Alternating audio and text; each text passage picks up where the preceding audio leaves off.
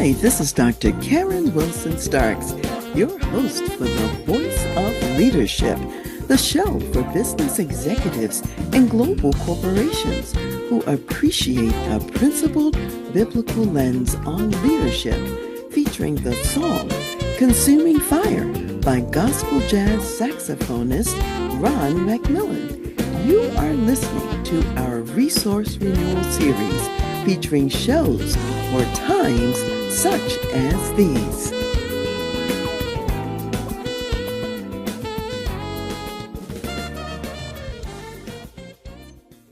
Today I want to contrast two different mindsets, the fear mindset and the success mindset. And what I want to invite you to do is to replace the fear mindset with the success mindset. So let's talk about the fear mindset first. What does it look like? When you're in the fear mindset, you're actually frozen, and you're frozen in inaction. You have stopped. You've become constricted and constrained, boxed in. And as you're boxed into the smaller environment, your view is limited and it has become myopic. You don't see very far and you don't see very much. Mainly, you see the confines of the box to which you have retreated and become frozen and stopped. When you're in that inactive box, options appear to be limited. And instead of being proactive, the fear mindset person is waiting for opportunity to come to them somehow, though they are not necessarily doing anything or thinking anything different, to bring that opportunity to them. And typically, when you're in the fear mindset and in the box of that, you can wait for a long time before anything does come. And if it comes, the fear mindset may cause you not to be able to step up and to really benefit from what does come. You'll look around and say, I can't scale the walls of this box. I can't get out of here. I would take advantage of that opportunity, but I'm in this box. I'm stuck. It's very dangerous to be in the fear mindset and allow yourself to be boxed in. So what's the alternative? The alternative is to purposefully and proactively adopt the success mindset. That means you're going to stay active. You will continue to move forward towards your goals. And that means you will set some goals, have some objectives, see some possibilities out there, and set your intentions for those possibilities without needing to first know how you're going to do it. If you've been listening to me for a while, you've probably heard me talk many times about setting an intention to do something when I had no idea how it was going to occur. Here's what I do know. When you set the intention to do it and you are focused on achieving it, your mind gets busy working on what are the possibilities, what are the avenues, how can this be done? And solutions will start to come to you that you wouldn't have thought of had you stayed in the fear box. It's very important to set that intention, to see the possibilities, and not stop moving because you don't know the how. Sometimes we only have revealed to us our very next step. And sometimes we even have to wait a minute before we see the very next step. Yet, don't let that stop you from having an objective to get to. And when you see the next step, be sure to take the next step. Because as you take that step, then the next step will be revealed. Those people who stand still and don't move, they don't benefit from the step in front of them, nor do they get to see the other steps beyond that first one. So know that another step is coming as long as you keep walking and keep moving towards it. And the mindset that you have when you're success oriented says, I will find a way. So the success mindset person is not just waiting for something to happen, they also are creating their own success in a proactive way. So let me invite you, if you're out there now and you're thinking about what does the success mindset look like for me right now where I am in my business? And if you're maybe possibly have felt boxed in a little bit because of recent events and things that are going on, then let's have a conversation because I know that that box is really too small to contain your greatness, your purpose, and the call on your life and your business. So let's talk and let's get you moving in a proactive success direction. As an executive business leader, you have many difficult decisions to make every single day. And it's important to think about how do you develop your people? How do you launch and develop high performance teams? And how do you create a culture that wins every time? If you would like to take a look at your organization and to talk about the wisdom and guidance that would propel you to create a best place to work and also competitive advantage, then I invite you to apply for a consultation to work with me. Go to my website, www.transleadership.com, go to the services page, and under organizational consultation, you will see a tab that says Contact Us. That's where you request a consultation. So if you are an executive business leader in a medium to large size company, then I look forward to receiving your application and having a conversation with you. Today, we are talking about developing an abundance mindset. And let me say up front, you might feel a little bit like you're in Hebrew school or Sunday school today, because we're really going to wrap around a lot of biblical lessons and biblical accounts that relate to creating the abundance mindset. And I want to start with a quote from Jesus Christ in John 10:10, where he says, I have come that they might have life and more abundantly. So think about that. We actually are designed to have life and to have it more abundantly. So to focus on developing an abundance mindset makes a lot of sense. So, number one, to develop more of an abundance mindset, focus on what you have. Focus on what is working, and in essence, be thankful for that. And what this reminds me of, it reminds me of an old Christian hymn. This hymn was published in 1897 by Johnson Oatman, and it's called Count Your Blessings. And in fact, a lot of children were taught this song in Sunday school or vacation Bible school. And part of the refrain goes something like this. Count your blessings, name them one by one. Count your blessings, see what God has done. Count your blessings, name them one by one. Count your many blessings, see what God has done. So that's number one.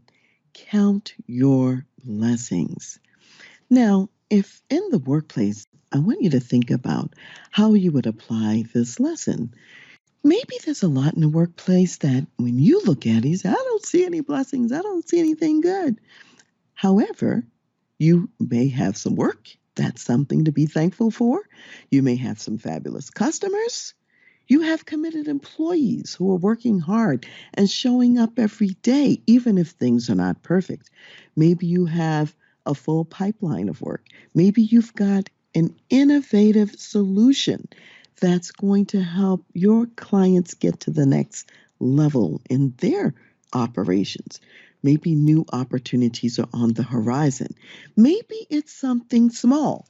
Whatever it is, I want you to magnify what is good by focusing on it and counting it as a blessing. That's number one. Number two, thank the people around you for their contribution to the abundance that you have. And as I'm thinking about this one, about thanking people around you, I'm reminded of the book of Esther in the Bible.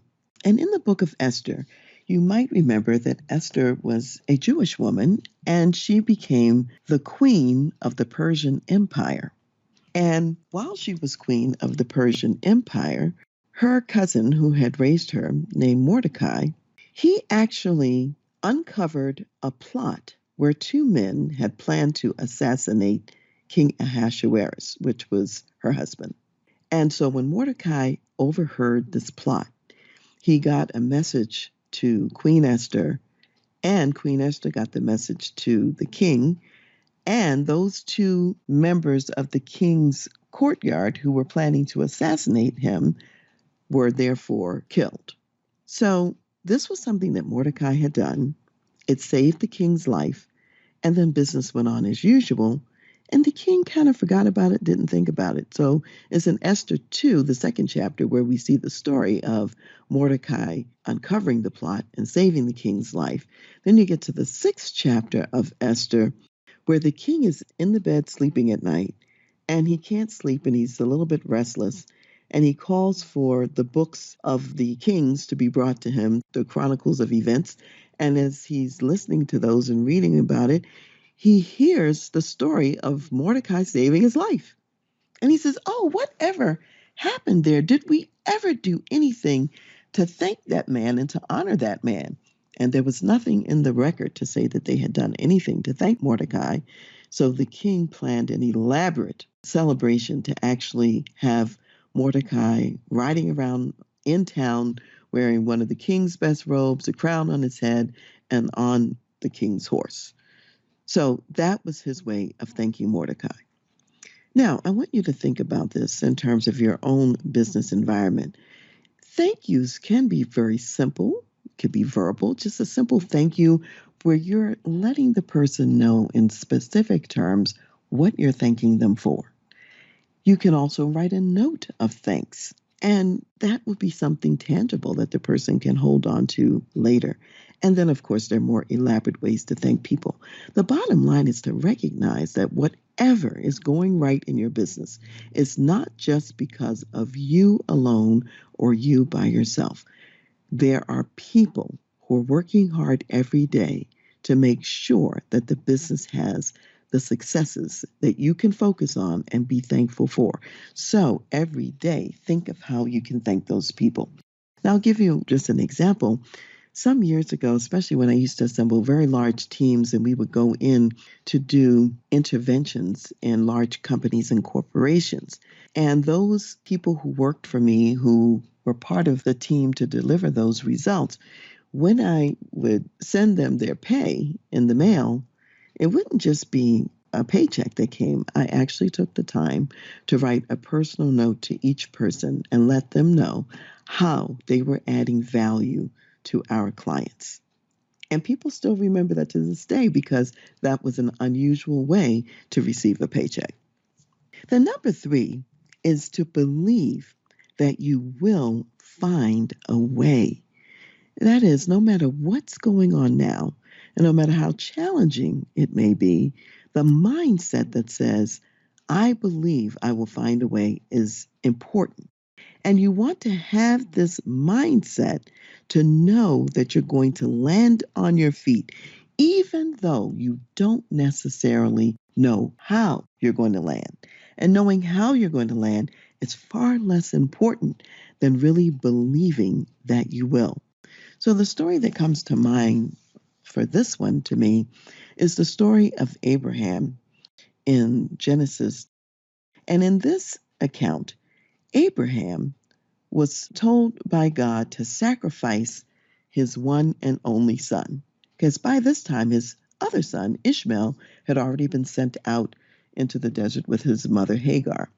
Now he's got Isaac, the son of promise. It's his only son, and he had this son in his old age. He was 100 years old. And God is saying, take this one son that you have, and I want you to go over to Mount Moriah, and I want you to actually offer him as a sacrifice to me. This meant killing his son. This is a tall and a difficult order to be given.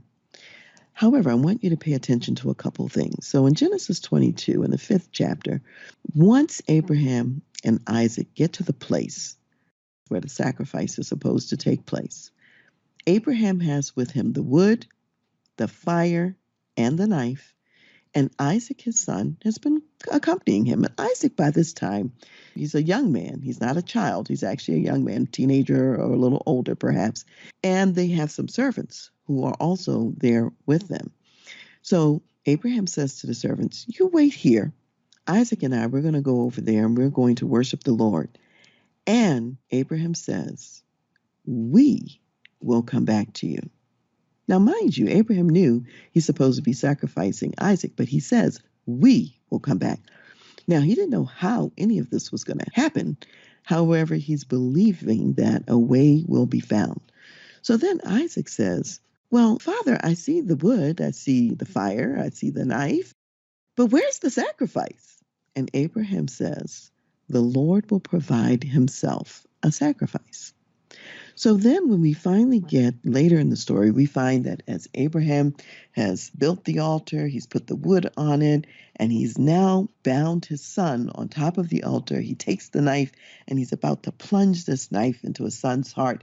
And the voice of the Lord speaks to him and says, don't harm the boy. Don't kill him. I see now that you're willing to give to me, give up the one treasure that you have, which is your son. And of course, Abraham believes the Lord was able to give him the son in his old age when he's as good as dead, so to speak, as far as having children. Surely he could raise him from the dead if necessary. But in any case, he's being obedient to this command. And Abraham turns and looks, and this is in Genesis 22:13, and he sees a ram that's caught by his horns in the thicket or in the bushes, or as we often now say today, a ram in the bush.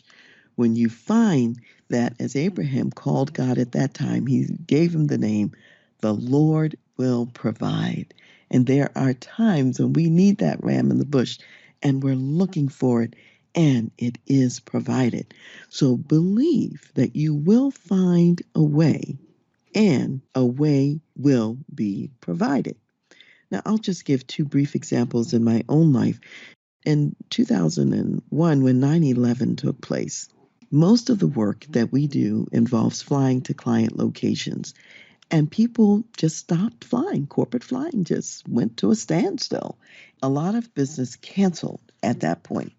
Most of the work that we were doing was out of state. So I said, okay, what are we going to do? We are going to create a new line of business. And we did. We created a new line of business that we could do closer to home at that time. And then in 2008, when the recession hit, prior to that time, I had been booked regularly, usually about a year in advance for the work that I do. All the major big ticket items are already in place a year in advance.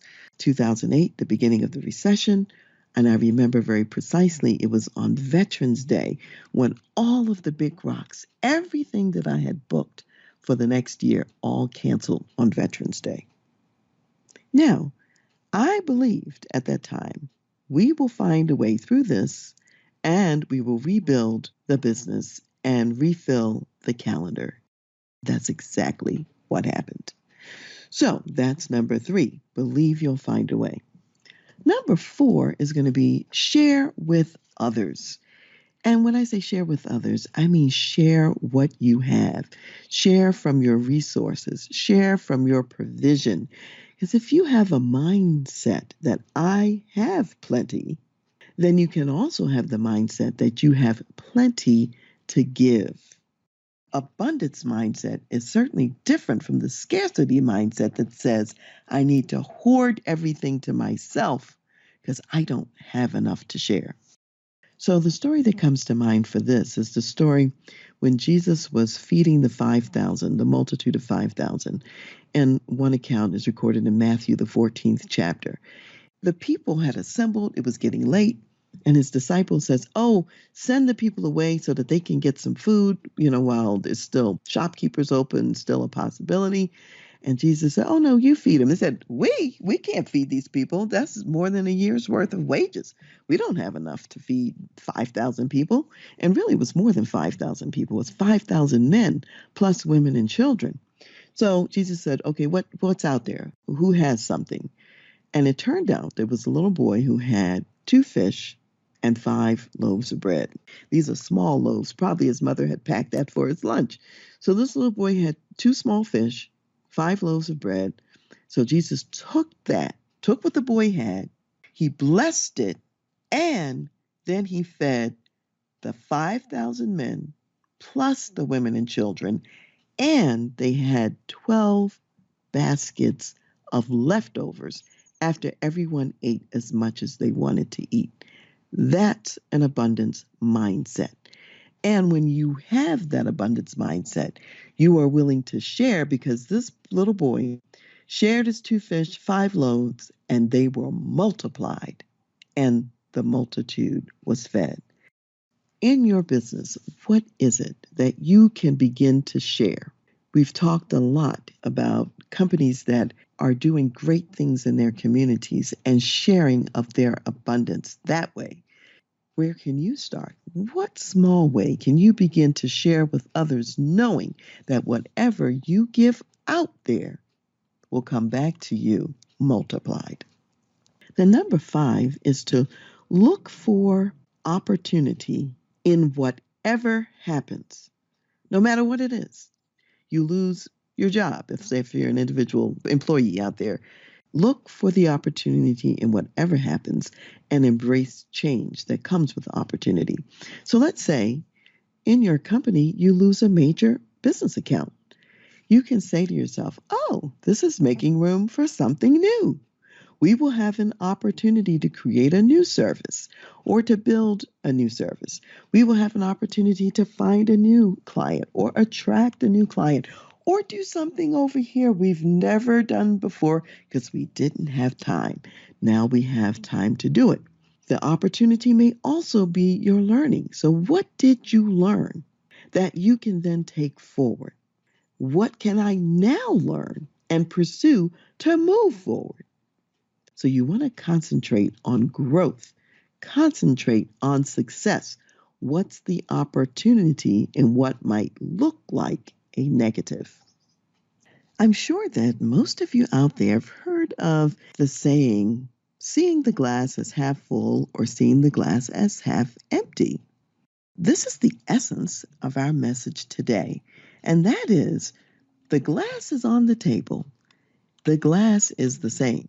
What changes and shifts is how we see the glass. And that shift is within your control. You can choose to see the glass as half empty or half full. You can choose to have a scarcity or poverty mindset, or you can choose to have an abundance or wealth mindset. I'm going to invite you to actually choose life for yourself. Choose the abundance mindset. The choice is yours. And I'm praying that you will have a blessed and abundant day.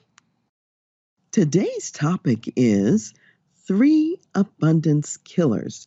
And this is actually a part 2 to 5 ways to develop an abundance mindset. So if you haven't heard that podcast yet, please go back and listen to the 5 ways to develop an abundance mindset. Now, this time we want to talk about What can stand in the way of developing that abundance mindset? And I've got 3 points I want to share with you. Number one is focusing on what you don't have. This is the classic example of looking at the glass as half empty as opposed to half full, focusing on what you don't have. And you might wonder to yourself, well, what's wrong with that? Why is that a problem, or why is that an issue? The challenge when you focus on what you don't have is it restricts your vision. You become like a person who's got tunnel vision. And although there's an awful lot going on in your left and right visual field, when you're looking down in that tunnel, you're not aware of what's in the left and right visual field. So you become very myopic, if you will, and are not able to see what's even possible. So we would say that you tend to get more of what you focus on.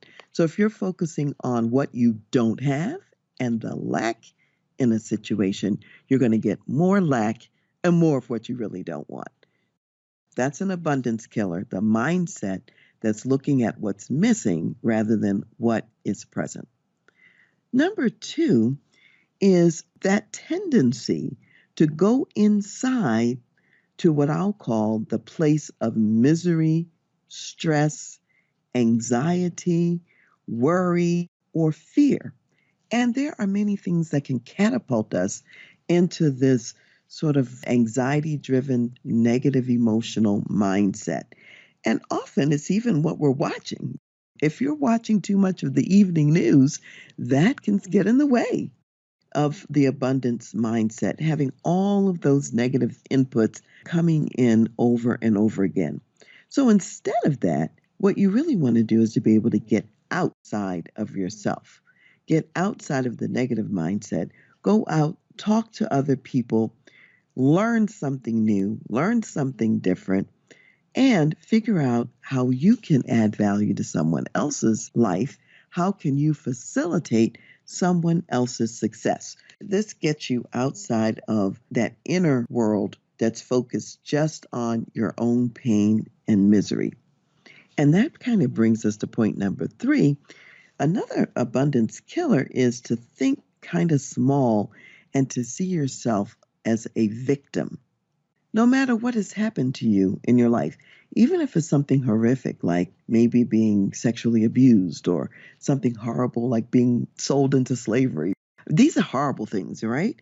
And yet at the same time, no matter what circumstance we're in, we still always have a choice. We still have an option every day in some small way. Whatever your circumstances, you always want to look at it and say, where do I have agency? What can I do? And specifically, what I always ask my clients and say to them is, what can you do from your chair? That's a huge question.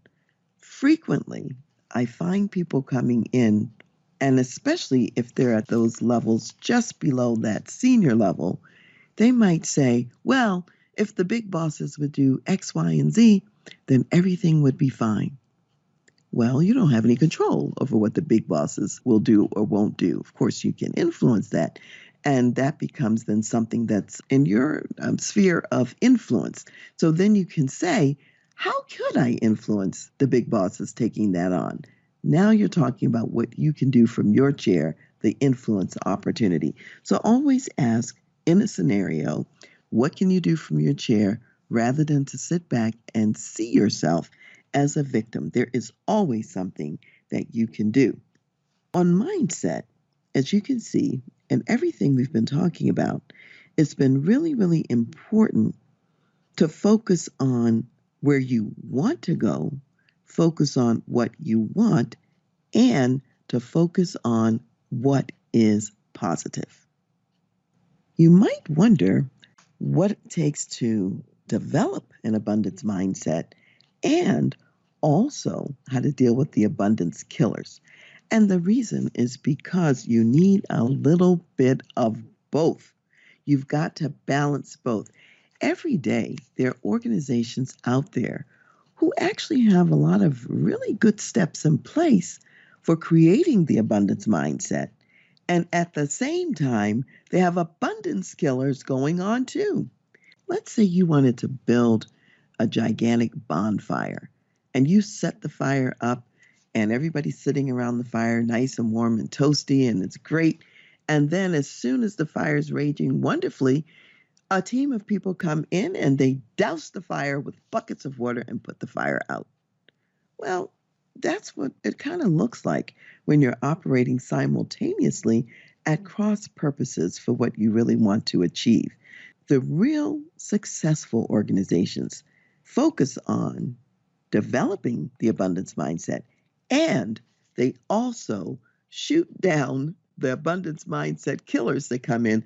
All of those people who come with those buckets of cold water to put the fire out, they deal with that at the same time. And it's the combination of the two that actually promotes the ongoing abundance mindset long term. So, with that in mind, I'm going to leave you with an inspirational biblical thought around mindset. And this is from Philippians, the 4th chapter, and verse 8. And it says, "Finally, brethren, whatever things are true, whatever things are noble, whatever things are just, whatever things are pure, whatever things are lovely, whatever things are of good report, if there is any virtue, and if there is anything praiseworthy, meditate on these things." So have a great week meditating on what you really want. We are currently in a season where, for example, healthcare workers are in a situation where every day they're putting their own health on the line as they're trying to help others. Hospitals are overcrowded, they're full, emergency rooms are full, and conditions are such that there are illnesses that we don't have a known treatment for. So you're working these long hours, you're in the hospital. Maybe you've even already contracted a virus, let's say. You can't go home to your family because you don't want to spread it to them. So now you're quarantined in the hospital for weeks and days on end, and you're not there to really assist your family at this difficult time. This requires a strong sense of what we're going to call resilience. And resilience is that ability to recover quickly from some difficulties, from tough times, from setbacks. And it's that ability to spring back into shape after having absorbed some damage, but not becoming damaged because you're absorbing it. This is challenging when we think about it, that we are expected to somehow resist in an extreme circumstance and come out with minimal damage or difficulty. So, what helps with that rapid recovery? What helps with being able to come out quickly and still be functional and still be able to do the job that you're called to do? Sometimes people say that when you're resilient, you're able to bounce back. What I really like is something that I heard from some clients some years ago. And what they said, not just bounce back, but we want to be able to spring forward. That means that even as you're tested by these tough times, you go through this trial, this endurance scenario, you can be made stronger like gold that goes through the fire. And gold that goes through the fire, it doesn't go through the fire to be destroyed. Rather, it goes through the fire to burn off the impurities and to become more pure and to be reshaped into something even more magnificent. And when you're in that fire, you're more flexible, you're more adaptable at that point. And so that's really what we're talking about, is being made stronger. And when you come out on the other side, Having learned many lessons, you then can spring forward and be ahead of where you were before the crisis. I also think of a picture from Aesop's Fables where you have this oak who's standing really tall and strong and sturdy in the storm. But when the big storm comes, it actually uproots the oak and knocks it over. On the other hand, you see a reed, which is much skinnier, much less strong in the normal sense that we think about than an oak tree. And the oak is wondering, well, how did this reed survive the storm?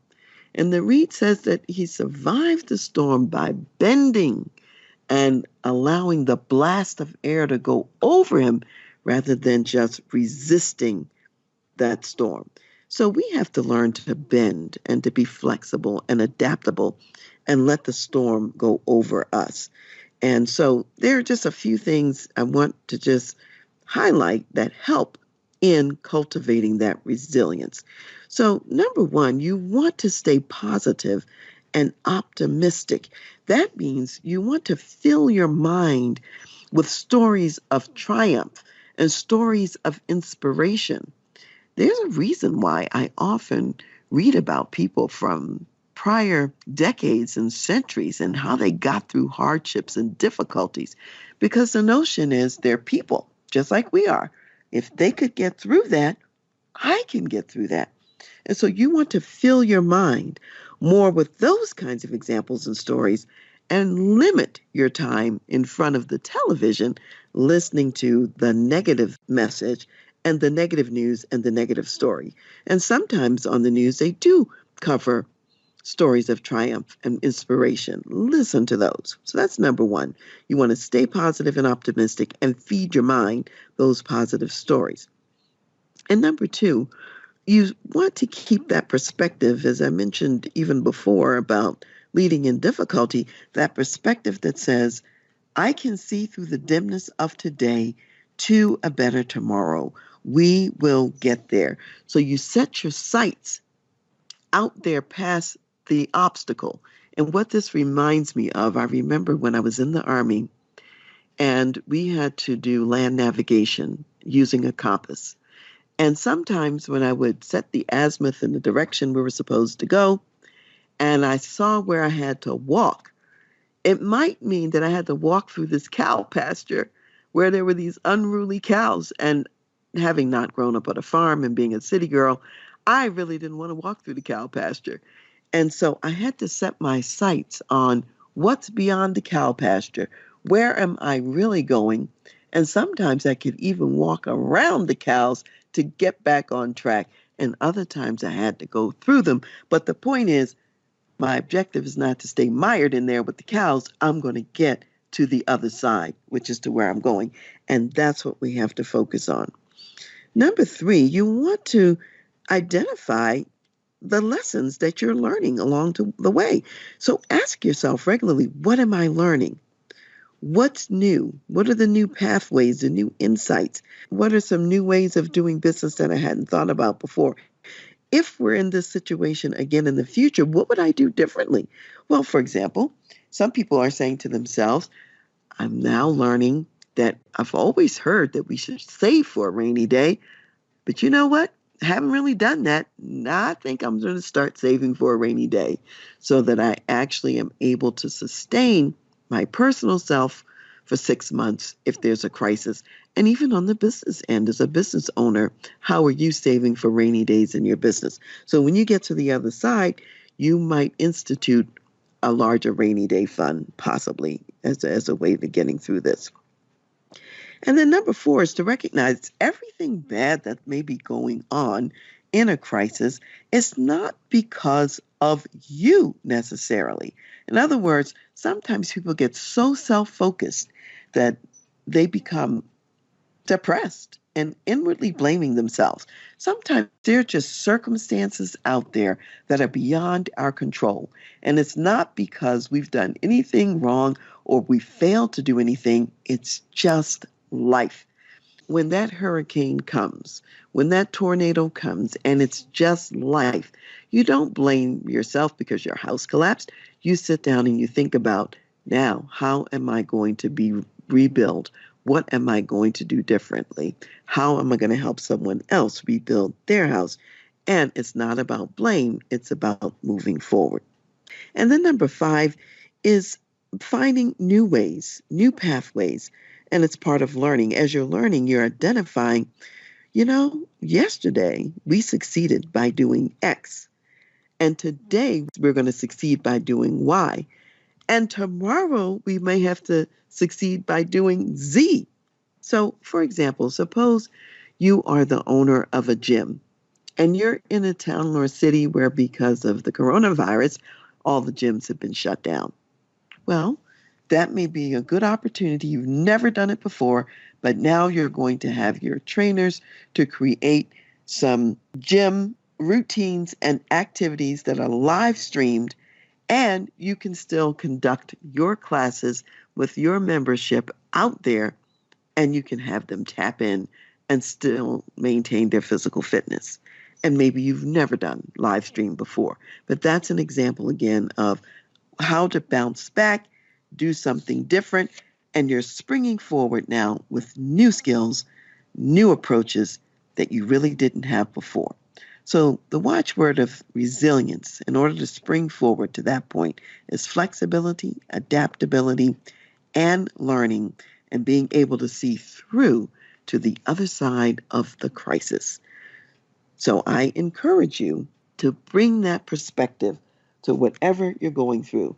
And if you need some additional encouragement, I recommend my book, Lead Yourself First, The Senior Leader's Guide to Engaging Your People for Greater Performance and Impact, because in this book, I tell a number of different true life stories of resilience and getting through tough times. Feed your spirit and practice gratitude.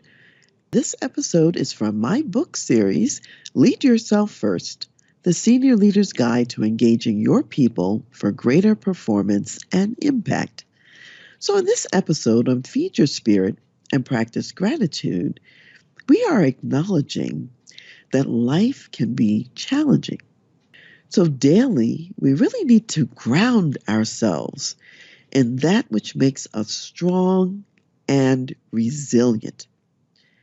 So the question is, what keeps you strong even when the winds of adversity are blowing? And when I'm talking about winds of adversity, I'm meaning things like fires and floods and storms of life, death of loved ones, financial crises. Even think back to the Great Depression. There were some people who jumped out of the window and killed themselves, while there were others who showed up with resilience and new opportunity. Today, we still need to find that peace that passes human understanding, even when we're in the midst of adversity. I'm reminded of an Aesop's fable. And in this fable, you have a picture of a strong oak tree, and you also have a reed that's by the banks of the river. And the reed is talking, and the reed is talking to the strong oak, and it's saying, I actually have an ability that's even more pronounced than yours. You're a strong oak, but a big, strong wind could come and really uproot you and blow you away. However, in my case, the reed says, when the wind comes and blows, I move and I bend with the wind rather than remaining stiff and inflexible. So therefore, I'm not broken. I continue. And I really think that Aesop's fable is very relevant for life today and what we need to remain agile and flexible when the strong winds are blowing. So the question really is, what is it that gives us that sense of spiritual grounding so that even if everything material that's important to us is gone, and even if all of our loved ones are gone through some disaster, that we still see hope and we still see possibility in life and in our future? So I'm just reminded that one piece of it, it's not the whole story, one piece of it is Thanksgiving. My mother was a person who was very thankful in all circumstances in her life. And the last years of her life, she was very sick and very disabled, though completely in her right mind. And every year, every day, she said she would wake up and there would be something new she wasn't able to do. However, she didn't focus on that, even though that was a reality and that was true. Every day, if I talked to her, she was also able to tell me what she was thankful for. So even in the midst of tremendous losses, she had the ability to see the glass as half full rather than half empty. So if you were to visit her and think about cheering her up, she would always be figuring out what she could give to you. She was a very generous person. And if you visited her, you were going to walk away with something of value. In her case, she died about a week before Thanksgiving. And for a lot of people, that could be a sad thing. Oh, now Thanksgiving is forever ruined. That might be the way some people think about it. But in my case, since she really modeled this thankfulness in such a powerful way, when Thanksgiving comes around, I see it as a reminder from her to remember to be thankful. And for myself, I know it's different for everyone, but I spend a lot of time reading books that are encouraging and that are strengthening to the spirit. And that's one of the ways that I maintain that resilience for myself. The principles I want to leave you with are these. One, it's important to nurture and feed your spirit daily. The winds of life are blowing, and you will need to be grounded, kind of like the reed. And the second principle, no matter how much those winds are blowing, or even what blows away, always remember to be thankful and to see what you can be thankful for. So there's some homework I've got for you for today. Number one, I want you to think about someone at work and to go and thank someone and tell them specifically how they've made a difference. Number two, create a gratitude journal to daily count your many blessings. And three, identify what you will do daily to stay spiritually fit. Identify what daily food will nourish you through the storms of life. Thanks for joining me for episode 8 of Feed Your Spirit and Practice Gratitude. If you haven't heard the other episodes around my book, Lead Yourself First, the Senior Leader's Guide to Engaging Your People for Greater Performance and Impact, I do encourage you to listen to the other episodes. In all 8 of these, I've attempted to give you just a little sampling of what's in the book. However, there's so much more. There's a lot in each episode, so listen. And then there's also a lot in the book as well. So I want to invite you to get in contact. If you've heard a few things that piqued your interest, or if you've received a few insights that were important to you, I'd love to hear from you and to hear how those insights have made a difference or what you're thinking about. And in the spirit of practicing gratitude myself, I really want to thank you so much for joining me for this episode and on this journey. I am wishing for you a life of continued nurturing and strengthening of your spirit. So thank you again, and I'll see you next time. Today, we're going to talk about how to stay positive when the sky is falling. And you might wonder, why are we talking about this now? Here's what I'm seeing. I'm seeing that businesses are now dealing what I will call the financial aftermath of the pandemic. And it's the pandemic induced recession. So, what's going on in businesses now is that many are issuing pay cuts, reductions in forces, they're experiencing shrinking opportunities in the marketplace, and they're also facing workforces that are complaining, that are angry, some are frightened, and some are anxiety ridden. So, all of these conditions make it seem as if the sky is falling. And what I've also seen is that business leaders are weary.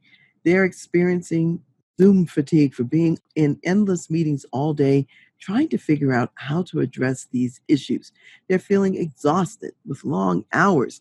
They're emotionally and physically drained and depleted.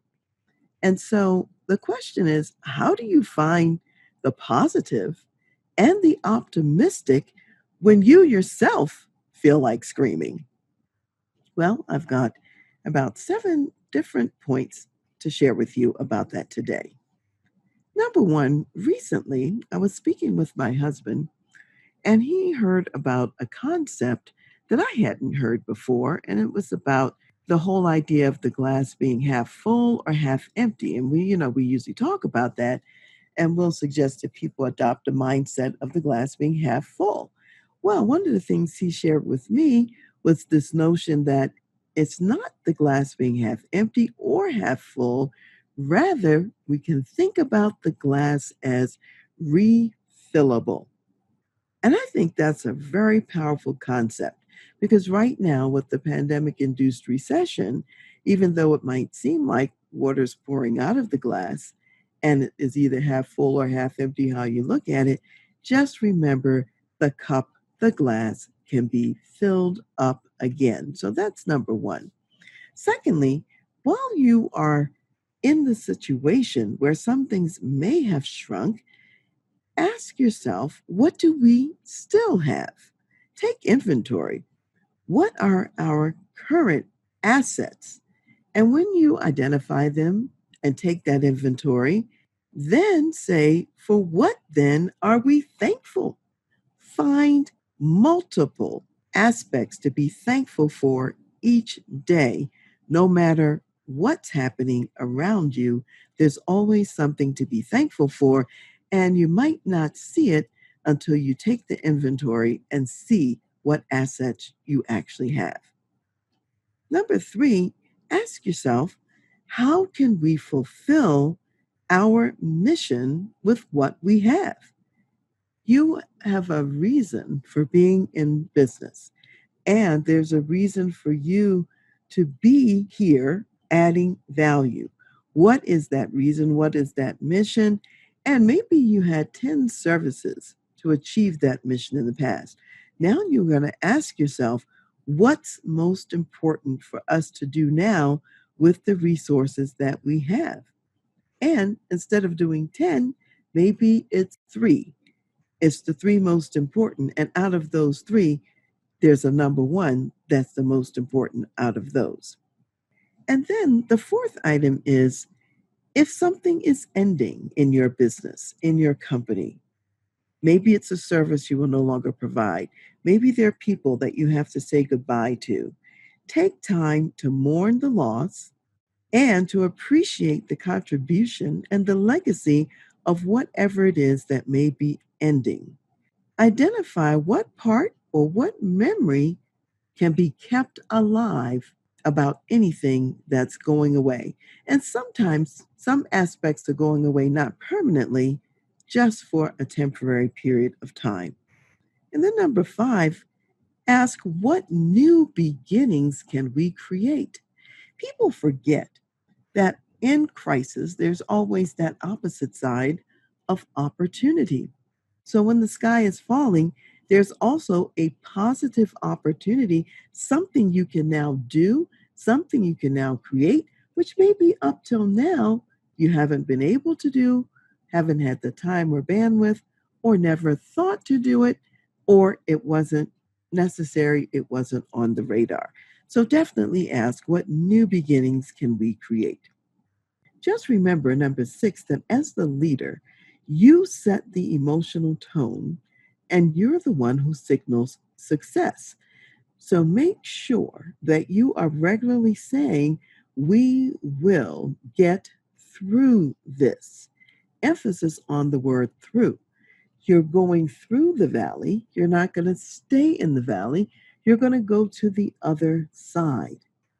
We will use and leverage our collective talents to get there. if your company or your business has been around long enough to have gone through some valleys and some difficulties, resurrect some of those stories of triumph and how you actually got over and past those odds and tell those stories again to the company. And if you don't have company stories, have individuals share personal stories of how they got through valleys and how they got through challenges and difficulties. And number seven, think of yourself almost as if you are a military leader and you're drawing up the battle plans. You're briefing the troops and you're leading the charge. And maybe the mission is difficult. Maybe it's not easy. So you acknowledge your understanding of those challenges, the difficulties, the fact that there may be some losses, including some casualties along the way. Then you also remind those soldiers why they're taking the risk that they're taking. What is the why for your business? Why are you here? What would the world be like without your service? And how is the world better because of the service or products that you provide?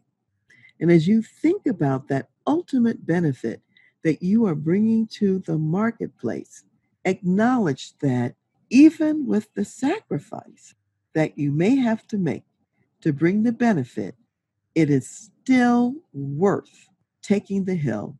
It's still worth engaging the enemy if necessary. You want your people to understand that why, to understand their strengths and assets, to have the mental mindset to get through to the other side. So when you're feeling like the sky is falling, just remember there are ways to ask yourself and your organization questions to help you to stay positive. Because when you stay positive, you will figure out what else to create to continue your success through the valley and on to the other side. So thanks for joining me, and I'll see you next time. You are the instrument of your leadership. And so I invite you to read a complimentary chapter of my book, Lead Yourself First, the Senior Leader's Guide to Engaging Your People for Greater Performance and Impact. And here's what you'll get from reading the book. You'll get some perspectives on how to leverage your unique gifts and superpowers, also how to mine the gold of your past experiences overcoming challenges, and thirdly, you'll be able to identify the continual learning that will catapult you to your next victory. So, to read that complimentary chapter, go to my website, www.transleadership.com, scroll down the homepage, and click on the button that says Read a Chapter. And I look forward to meeting you inside the book.